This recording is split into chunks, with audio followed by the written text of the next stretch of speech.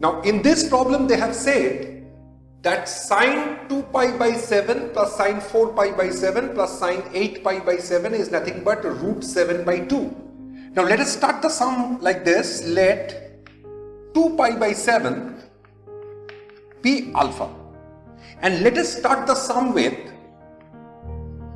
sine alpha, sine 2 alpha plus sine 4 alpha whole square plus cos alpha plus cos 2 alpha plus cos 4 alpha whole square. Actually, I want to find out what is the value of this. Now you can ask me one question, sir, how you have understood that we have to start the sum like this? Because you see that your answer has been given to root 7 by 2. Root is there. So I need a square, right? That is why I have done this. Now, if I open the bracket, what you are going to get? It is a plus b plus c whole square. So it is a square plus b square plus c square plus 2ab plus 2bc plus 2ca. This all we know. Now, if I open the bracket, from here we are going to get sine square alpha. Here we are going to get cos square alpha. Sine square 2 alpha, cos square 2 alpha. Sine square 4 alpha, cos square 4 alpha. So that will all give you 3. Plus, in this case we are going to get 2 sine alpha, sine 2 alpha, sine 2 alpha, sine 4 alpha, sine 4 alpha, sine alpha, right? And from this part we are going to get cos alpha, cos 2 alpha, cos 2 alpha, cos 4 alpha, cos 4 alpha, cos alpha. Is it clear? Now, if I take 2 common and if we take this and this in one bracket, that is cos alpha, cos 2 alpha plus sine alpha, sine 2 alpha, which will give you cos alpha. Is it clear? Now, if I take this 2 in one bracket, that is cos 2 alpha, cos 4 alpha plus sine 2 alpha, sine 4 alpha will give you cos 4 alpha minus 2 alpha, that gives you cos 2 alpha.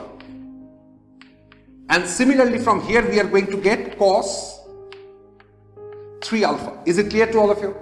Now in this case we can apply that result. It is cos alpha plus alpha. I'm writing it. Otherwise you will be confused. Cos alpha plus cos alpha plus 2 alpha, right? Now you see in this case this is your beta. Am I correct? So this is your cosine series. So we are applying the formula here.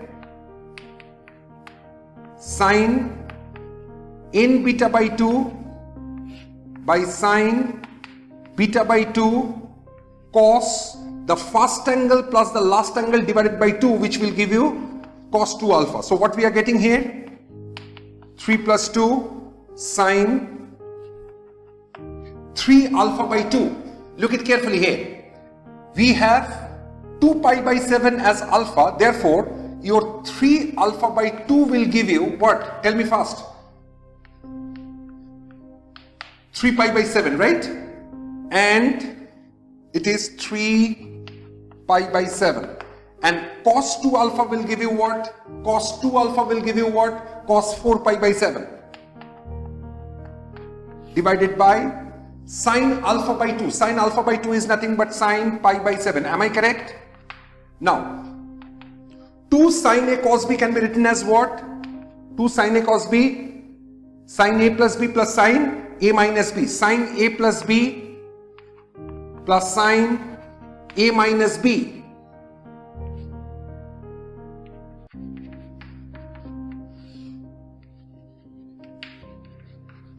Again, sine pi is nothing but 0, so we are getting what?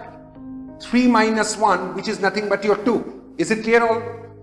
Have you understood this?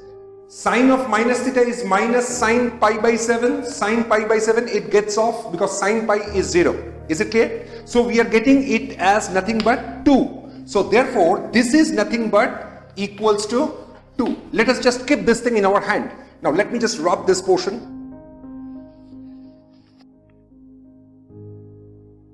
Now you see, what is our cos alpha cos 2 alpha and cos 4 alpha. Okay, let us just try to find out this. So what I'm doing here is I'm dividing it by 2 sine alpha. So you are getting what? 2 sine alpha cos alpha, 2 sine alpha cos 2 alpha, 2 sine alpha cos 4 alpha. Now let me just apply the formula for 2 sine A cos B. This is sine 2 alpha.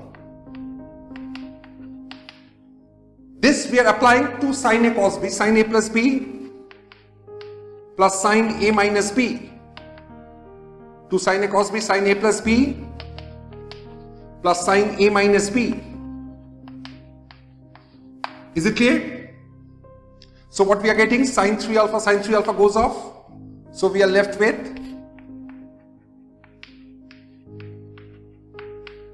sine 2 alpha plus sine 5 alpha minus sine alpha. Sine C plus sine D, apply the formula. 2 sine C plus D by 2 cos C minus D by 2 minus sine alpha, right? So what we are getting here? Now look it carefully, 7 alpha by 2. 7 alpha by 2 is nothing but pi. So it will be sine pi. Sine pi is nothing but 0. So this whole part becomes 0. So we are left with only minus sine alpha. So that gives you what? It's only minus half. Is it clear? So the value of cos alpha plus cos 2 alpha plus cos 4 alpha is nothing but minus half. Okay. Therefore, this equation becomes, look it carefully, this equation becomes what?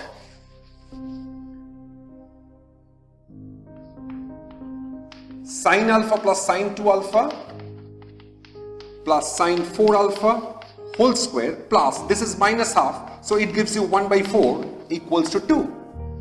So that implies sine alpha plus sine 2 alpha plus sine 4 alpha whole square equals to 2 minus 1 by 4, that is 7 by 4. That implies, therefore, sine alpha plus sine 2 alpha plus sine 4 alpha is nothing but root 7 by 2.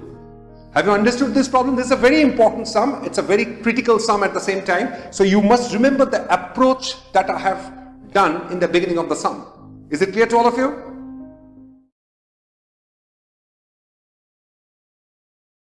So in this problem they have given that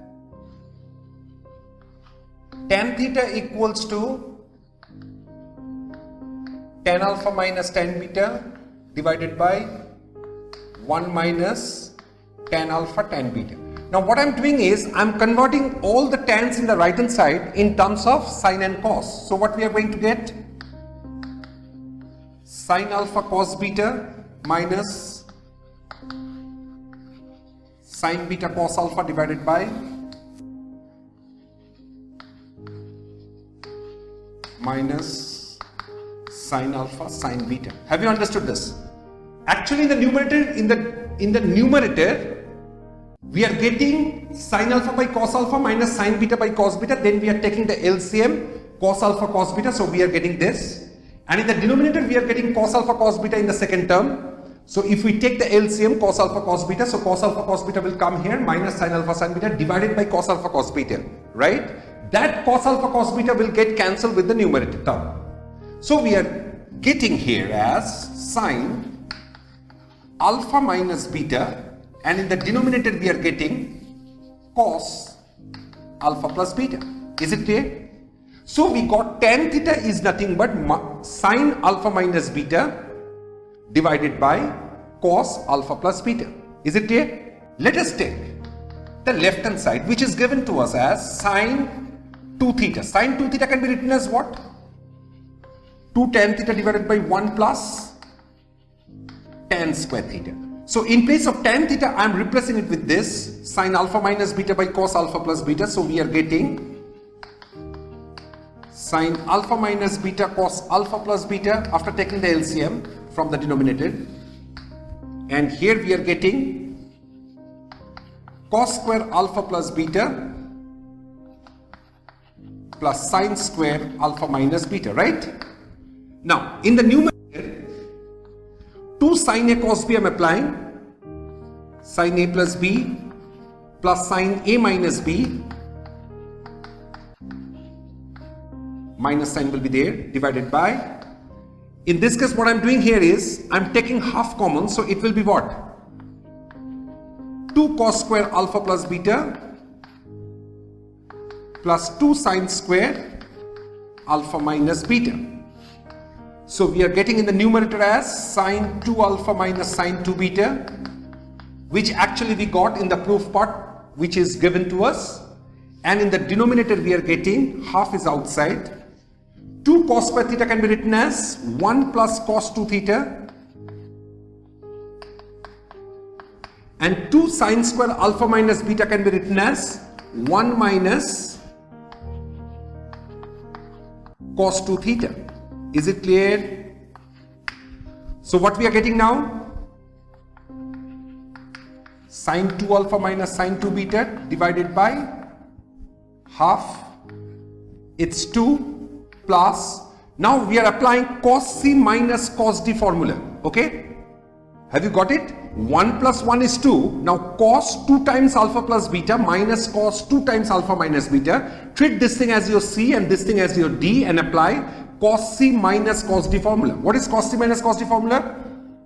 2 sine C plus D by 2, 2 sine C plus D by 2, sine D minus C by 2. Sine D minus C by 2 will give you what? Minus 2 beta. Is it clear?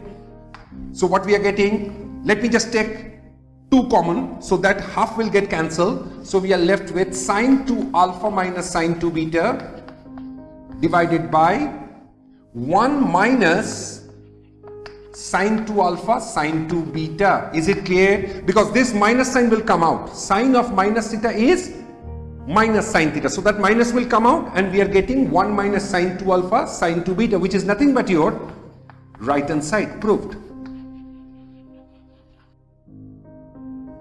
Have you understood this problem clearly? Absolutely you have understood.